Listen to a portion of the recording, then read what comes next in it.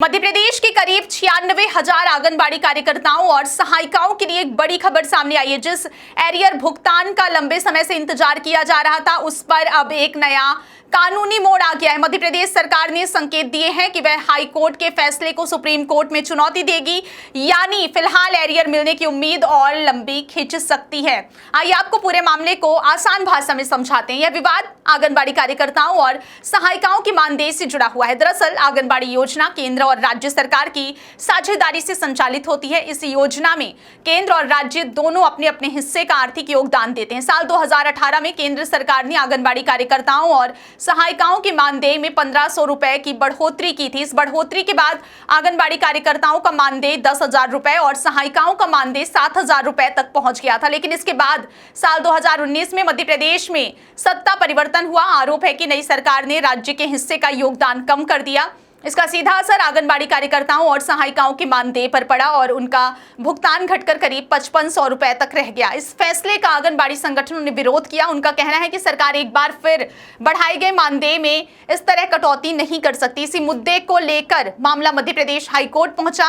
High court की एकल पीठ ने 3 फरवरी को इस मामले में बड़ा फैसला सुनाया था। अदालत ने राज्य सरकार द्वारा की गई कटौती को अवैध करार दिया। कोर्ट के निर्देश दिया कि जून 2019 से जून 2023 तक के कुल 48 महीनों का एरियर सभी पात्र आंगनबाड़ी कार्यकर्ताओं और सहायिकाओं को दिया जाए।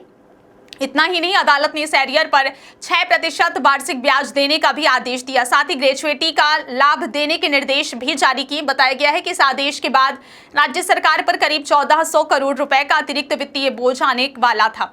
हाईकोर्ट के इस फैसले से असहमत राज्य सरकार ने युगल पीठ में अपील दायर की।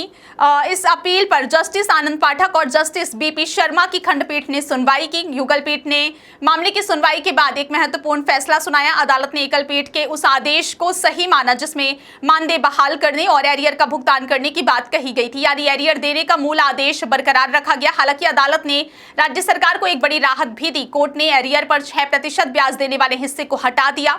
इसका मतलब यह हुआ कि सरकार को एरियर तो देना होगा, लेकिन उस पर ब्याज नहीं देना पड़ेगा। अनुमान है कि इससे सरकार के लगभग 300 करोड़ रुपए की बचत होगी। लेकिन अब मामला यही नहीं रुका। युगल पीठ से भी राहत नहीं मिलने के बाद मध्य प्रदेश सरकार अब सुप्रीम कोर्ट का दरवाजा खटखटाने की तैयारी कर रही है। सरकार की आपत्ति एरियर भुगतान के मूल आदेश को लेकर है।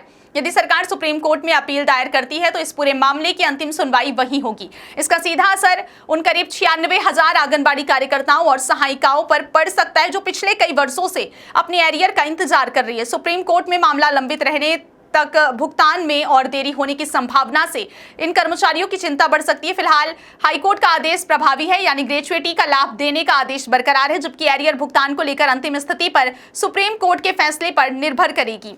अब सभी की निगाहें देश की सर्वोच्च अदालत पर टिकी हैं। क्या हाई कोर्ट का फैसला बरकरार रहेगा या फिर राज्य सरकार को राहत मिलेगी? इसका जवाब आने वाले दिनों में सुप्रीम कोर्ट की सुनवाई के बाद ही सामने आएगा। बहुत बहुत धन्यवाद।